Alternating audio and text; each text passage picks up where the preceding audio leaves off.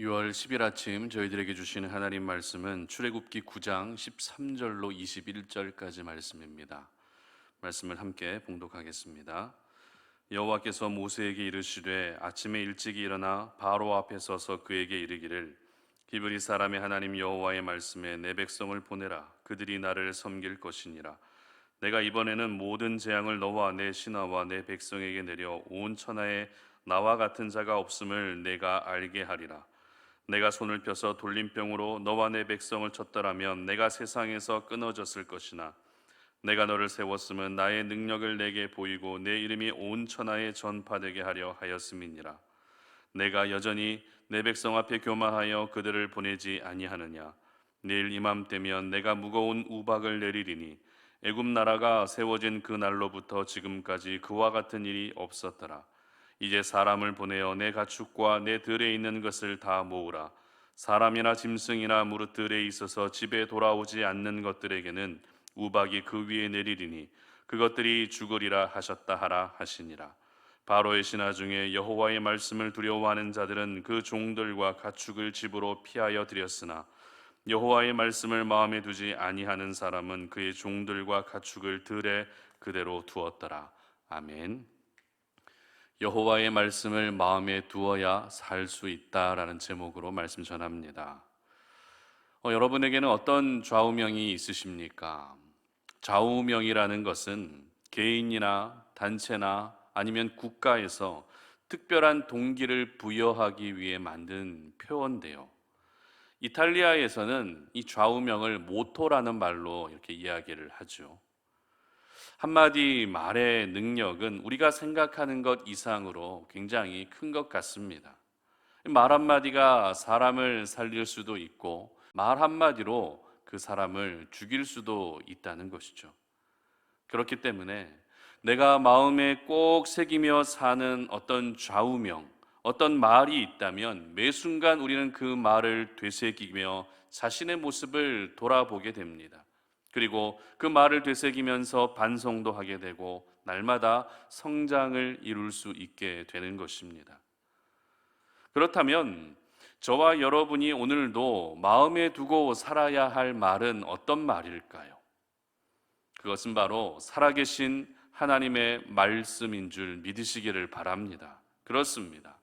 하나님의 사람들이 가장 먼저 마음에 두어야 할 말은 바로 하나님의 말씀이라는 것입니다. 그래서 유대인들은 자녀들에게 쉐마 교육이라고 해서 하나님의 말씀을 잘 가르치는데요. 하나님의 말씀을 가르칠 때 신명기 6장의 말씀을 가지고서 자녀들에게 가르치곤 합니다. 신명기 6장 6절의 기록을 보면 오늘 내가 네게 명하는 이 말씀을 너는 마음에 새기고 라고 이렇게 기록하고 있을 정도로 하나님의 말씀에 대한 가장 첫 번째 반응이 무엇입니까? 그 말씀을 마음에 새겨야 한다는 것입니다. 말씀을 마음에 새겨야 자녀들에게 말씀을 가르칠 수 있는 것이죠. 말씀을 마음에 새겨야만 그 말씀을 손목에 맬 수 있고 말씀을 마음에 새겨야만 그 말씀을 기호로 삼을 수 있는 것입니다. 말씀을 마음에 새겨야만 미간에 붙여 표로 삼을 수 있고 문설주와 바깥문에 기록할 수 있는 것입니다. 다시 말해 말씀을 마음에 두고 새길 때 하나님의 사람으로 살 수 있게 되는 것입니다. 오늘은 애굽 땅에 내려졌던 7번째 재앙을 기록하고 있는 본문인데요. 18절 말씀 보시기 바랍니다. 내일 이맘때면 내가 무거운 우박을 내리리니 애굽 나라가 세워진 그 날로부터 지금까지 그와 같은 일이 없었더라. 아멘. 7번째 재앙이 어떤 재앙입니까? 바로 우박 재앙이었습니다. 우박은 여러분들도 잘 알고 계시는 것처럼 빗방울이 얼어서 내리게 되는 얼음 덩어리입니다. 그렇기 때문에 이 애굽과 같이 더운 지방에서는 우박을 보는 것이 흔한 일이 아니었습니다. 그러나 하나님은 자연 가운데에서도 흔하지 않은 일마저도 하나님의 강한 손으로 애굽 땅에 내리게 함으로써 하나님은 이와 같은 자연 현상들까지도 다스리고 계시다는 것을 보여주고 있는 그런 재앙이 우박 재앙입니다. 그런데 이 애굽 땅에 내리게 된 우박은요, 우리가 가끔 보게 되는 그런 조그마한 우박 정도가 아니었습니다. 조금 전에 우리가 함께 읽었던 말씀에서 볼 수 있듯이 애굽이라는 나라가 세워진 이래 그날로부터 지금까지 이런 우박은 처음 보는 우박이었다는 것입니다. 내일 본문이긴 하지만 24절의 기록을 참고하게 되면 이 우박은 밭에 있는 모든 것을 쳤다고 합니다. 모든 나무를 꺾을 정도였다고 합니다. 뿐만 아닙니다. 사람과 짐승까지 칠 정도로 상상을 초월하는 우박이 애굽 전역에 내리고 있었던 것입니다. 이 말은 우박으로 인해 사람이 죽고 짐승이 죽는 일까지도 생겼다는 것을 의미하는 것이죠. 그래도 지금까지 내려졌던 다른 재앙으로 사람이 죽는 일은 없었던 것 같습니다. 개구리 때문에 죽은 사람이 있었습니까? 파리 때문에 죽은 사람이 있었습니까? 그렇지 않습니다. 그러나 이번에 우박재앙은 이야기가 달랐습니다. 사람의 생명에 피해가 갈 정도로 심한 우박이 이스라엘 백성들이 거주하고 있는 그 땅을 제외하고는 애굽 전역에 내리고 있었던 것입니다. 특별히 저희들은 하나님께서 이토록 강력한 우박 재앙에 대해서 이 재앙이 언제 내리게 될 것이고, 그리고 이 우박 재앙을 미리 경고하시고 이 우박 재앙에 대해서 피할 길까지도 말씀해 주고 계신다는 사실을 주목할 필요가 있습니다. 오늘 보면 19절인데요. 한번 보겠습니다. 이제 사람을 보내어 내 가축과 내 들에 있는 것을 다 모으라. 사람이나 짐승이나 무릇 들에 있어서 집에 돌아오지 않는 것들에게는 우박이 그 위에 내리리니 그것들이 죽으리라 하셨다 하라 하시니라. 아멘. 무슨 말입니까? 괜히 밖에 있다가 우박에 죽는 일이 없게 하라는 것입니다. 가축뿐만 아니라 사람들까지도 집 밖에 있다가는 우박에 맞아 죽는 참사가 일어나게 될 것이기 때문에 모두 집 안으로 들어오게 하라는 것입니다. 그런데 여러분, 애굽 땅에 재앙을 내리면서 하나님은 왜 애굽 사람들이 살 수 있는 길을 이렇게 열어주고 계시는 것일까요? 어차피 애굽에 재앙을 내리신다라면 애굽 백성들 역시 모두 진멸하시는 것이 더 완벽하지 않겠습니까? 그러나 저희들은 여기서 재앙 중에서도 우리 하나님은 긍휼을 베푸시는 하나님이라는 사실을 깨닫게 됩니다. 하나님은 하나님을 거역하는 자들을 향해 벌을 내리시고 재앙을 내리시고 진노하시지만 결국에는 그 재앙을 통해서라도 돌이키고 돌아오기를 원하신다는 것입니다. 오늘 본문 마지막 부분을 보게 되면 하나님의 이와 같은 재앙에 대한 경고와 그 가운데에서 살 길을 열어주시는 이 말씀 가운데 백성들이 보였던 반응이 크게 두 가지로 나뉘어진다는 것을 보게 됩니다. 첫 번째 반응은 20절인데요. 바로의 신하 중에 여호와의 말씀을 두려워하는 자들은 그 종들과 가축을 집으로 피하여 들였으나, 무슨 말입니까? 여호와의 말씀을 두려워했던 애굽 사람들이 생기기 시작했다는 것입니다. 그리고 그들은 하나님의 말씀대로 어떻게 해요? 집으로 피하고 있었습니다. 여러분, 집으로 피했다는 것이 어떤 의미입니까? 우박재앙 가운데 살 수 있었다는 것입니다. 그리고 또 다른 반응을 보이고 있는 사람들이 있습니다. 21절입니다. 여호와의 말씀을 마음에 두지 아니하는 사람은 그의 종들과 가축을 들에 그대로 두었더라. 아멘. 여러분, 들에 종과 가축을 그대로 두었다는 것이 어떤 의미죠? 우박재앙으로 인해 죽음을 맞게 되었다라는 것입니다. 이처럼 하나님의 경고의 말씀을 듣고 그 말씀을 마음에 두었던 사람은 살 수 있었지만 그 말씀을 마음에 두지 않았던 사람은 모두 죽음을 맞게 된 것입니다. 그렇습니다.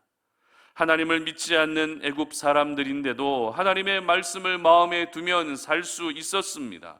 그러면 당연히 하나님의 사람들인 저희들 역시 그 말씀을 마음에 두어야만 오늘을 살 수 있는 것입니다. 나를 살 수 있게 하는 것은 안정된 직장이 아니죠. 나를 살 수 있게 하는 것은 넓은 인맥이 아닙니다. 나를 살 수 있게 하는 것은 다방면의 지식도 아닙니다. 나를 살 수 있게 하는 것은 하나님의 말씀을 마음에 새기는 것입니다. 나를 살 수 있게 하는 것은 하나님의 말씀을 내 마음에 간직하는 것입니다. 하나님의 말씀을 우리가 오늘도 마음에 둘 때 내가 살 수 있게 되는 것입니다. 그러므로 오늘 이 아침에 말씀을 묵상하고 계시는 우리 송탄 오륜의 모든 가족들은 하나님의 말씀을 가장 먼저 여러분의 마음에 새길 수 있기를 바랍니다. 내가 들었던 말씀, 내가 읽었던 말씀, 내가 묵상했던 그 말씀을 여러분의 마음에 깊이 새길 수 있기를 바랍니다. 그래야만 오늘을 세상 사람처럼, 세상이 믿지 않는 사람처럼 사는 것이 아니라 구별된 하나님으로 살 수 있게 되는 것입니다. 그렇다면 지금 여러분의 마음에 깊이 새겨져 있는 것은 무엇입니까? 여러분이 지금도 여전히 마음에 두고 있는 것은 무엇입니까? 혹시 세상의 성공에 대한 그런 야망에 대한 부분들이 마음에 깊이 새겨져 있지는 않으십니까? 아니면 누군가에게 받은 그 상처가 아직도 지워지지 않고 마음에 깊이 새겨져 있지는 않으십니까? 아니면 누군가가 나에게 해주었던 그 말 한마디, 그 사람의 말이 여러분의 마음에 아직도 선명하게 새겨져 있지는 않으십니까? 여러분, 이제는 여러분의 마음 곳곳에 새겨져 있었던 그런 모든 것들을 하나씩 지워갈 수 있기를 바랍니다. 그리고 이제는 하나님의 말씀으로 다시 여러분의 마음 곳곳들이 새겨질 수 있기를 바랍니다. 말씀을 마음에 두며 살아가는 사람은 오늘도 살 길을 찾게 됩니다. 말씀을 마음에 두며 살아가는 사람이 오늘도 생명의 길을 갈망하게 되는 것입니다. 하지만 그 마음 가운데 말씀이 새겨져 있지 않고 그 마음 가운데 말씀을 마음에 두지 않는 사람은 여전히 사망의 길로 나아가게 되는 것입니다.